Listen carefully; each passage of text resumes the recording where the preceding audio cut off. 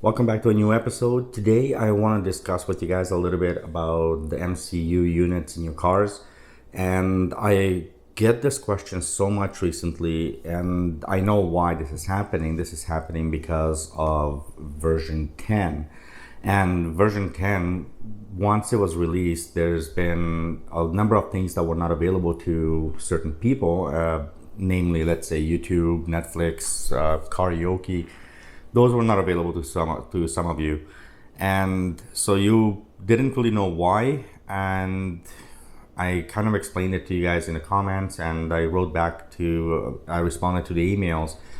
Basically, if you have MCU one, you won't have access to certain things. It's just part of the upgrading system, right? Things are not able to process fast enough to for Tesla to be able to give you these options. MCU one, if your vehicle was basically built before, let's say, March of 2018, then there's very good chance you're not going to have MCU 2. You should pretty much have MCU 1. Now, this doesn't mean anything a lot of the times for some people, because most people are coming back with comments saying, okay, so that's fine, I can just go to Tesla and upgrade to MCU 2. The answer is no, you can't. I've talked to Tesla about this. You cannot upgrade to MCU 2 as of this moment. This is kind of a negative thing, obviously, for a lot of you, and I know that there's been quite a bit of conversation around this. However, Elon did tweet out that they are working on a retrofit, and this is Tesla, this is Elon. This could take another year or more, in my opinion anyway. I don't know how long that's going to become, how long before that's an option, and I have no idea what it's going to cost, but I getting the feeling it's not going to be a cheap retrofit. Now, what are you really losing by not having MCU 2? Well, at the current moment, what you're losing is you don't have access to you cannot record off your back camera. So currently, when you have Sentry mode on, if you have MCU 2, you will also have access to the recordings from your back camera. Unfortunately, if you have MCU 1, that is not going to work. There is a gray line here, which is, I believe, MCU 1.5. It's basically something that I don't see many people talking about. So there is a MCU 1.5. It's a second generation of MCU 1. It's just before MCU 2, I think, and it's something along those lines. I mean, I don't have quite enough information, at least not clear enough information, for me to be able to tell you guys too much about it. Although I am looking into trying to get as much information as I can about it. At this moment, if you have MCU 1, you're basically out of luck in some cases. Now, what are you really losing? You're losing YouTube, you're losing Netflix, karaoke, beach buggy, and stuff like that. So you essentially are not losing anything really all that important compared to MCU 2. I think where this is going to come in play is if you have I've been really trying to get information on this, and I'm not getting clear information from Tesla on this. But if you paid for the full FSD autopilot, I don't know, at the moment it sounds like this is actually the reason that they're trying to get the retrofit as a possibility, because at this moment, if FSD happens to come online fully, everybody with MCU 1, to my understanding, will be limited on what they can and cannot do. This is also a little bit concerning for many people because they paid for FSD. Don't confuse the MCU 1 with hardware 3. So getting the hardware 3 and MCU 1 sounds like it's still actually a possibility. And again, the information around this is really strange. And once again, I've talked to Tesla service centers, I've talked to a few places, and nobody can really give me any real information on this. So if you have MCU 1, you're not going to have certain things working. That's just the way it is. You'll still get your updates, you'll still have a lot of things useful to you, but you will not have your YouTube and all those things. As for the timeline, I've been told in the next 6 months the MCU2 retrofit should be available. I don't know if that's completely accurate, and I would caution against planning for that. I don't know if that's a realistic timeline. For those of you who really want all these features, unfortunately at this moment there really isn't any option for you. That's just coming directly from Tesla, at least the Tesla Service Center, and it's you got what you got. That's just the way it is. And I know this caused a lot of problems with some people saying, well, I paid for this, my car is only like 6 months old or something like that since they bought it. But unfortunately, it is kind of what it is. It's the way that Tesla does do things, because they release things not yearly but rather in batches, right?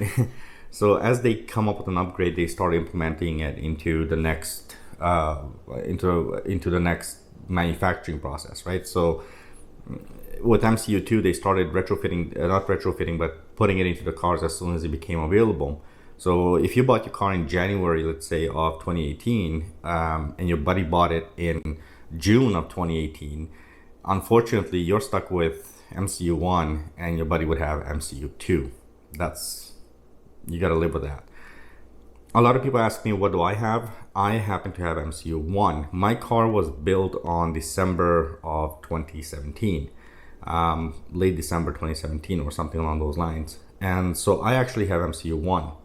I did not know I had MCU1. I initially thought I had MCU2, and that has something to do with the fact that I actually asked for that when I bought my car.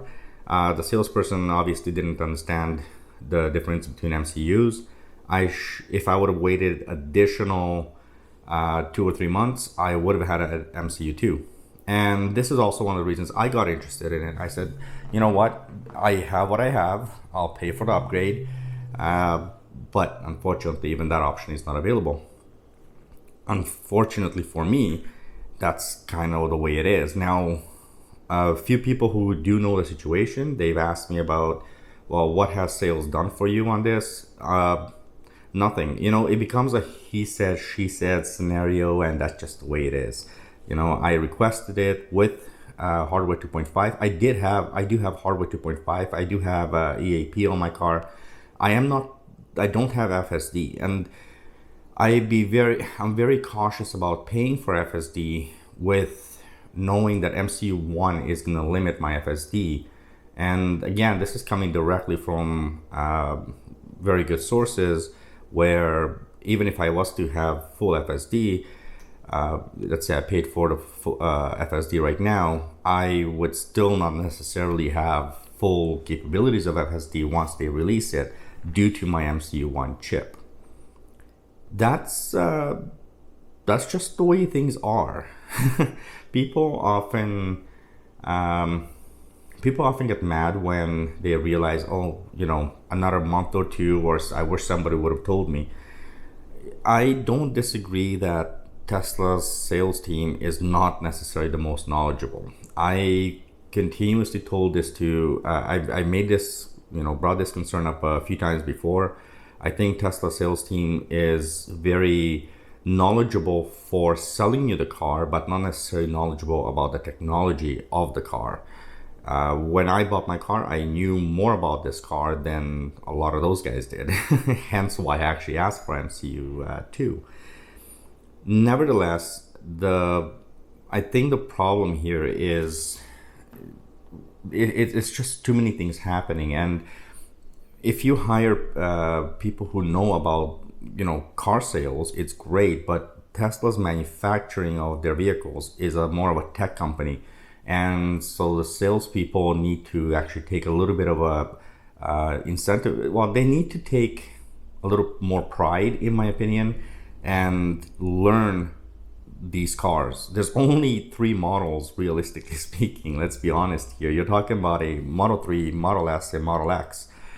It's not like it takes a long time out of your life to learn these cars. At the very basics, you should know what the technology does and where the technology is going with the cars. I think let me rephrase it. So I think being able to inform your clients is very, very important. One of the problems that I face, especially when I help out people buying the cars, is that the sales team more often than not is very keen on obviously selling the car. It's their job. You have to remember that. That's what they are hired to do, sell the cars. But their knowledge of the cars is very, very limited.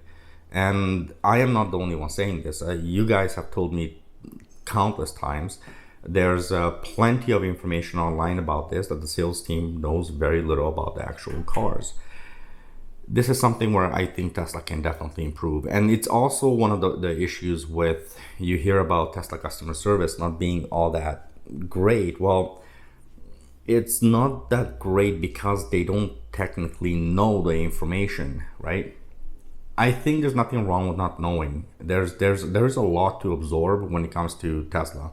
But if you don't know, just tell your customers you don't know. And honestly, for all you sales staff, anybody who's working for Tesla or for any manufacturer for that matter, if you don't know something, don't be ashamed and, just say it.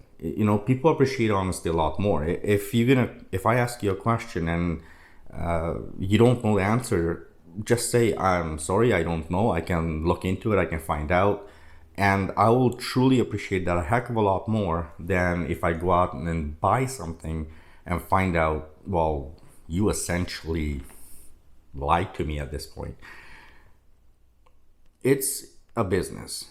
And for all of you who are stuck with MCU 1, we kind of can see where Tesla goes with things. I have no doubt that they will come up with an option for MCU 2. It's a fact.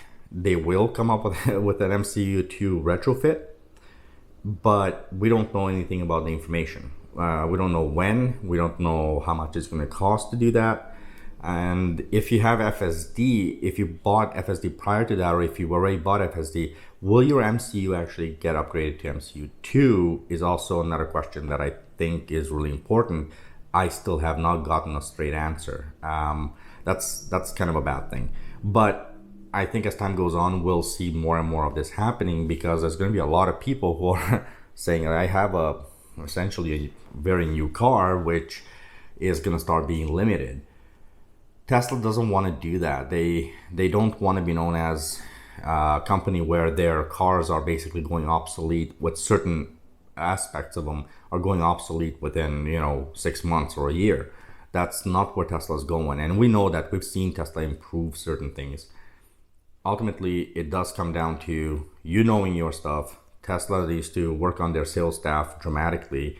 And it's a fast-moving company, so we as the customers have to be understanding of this.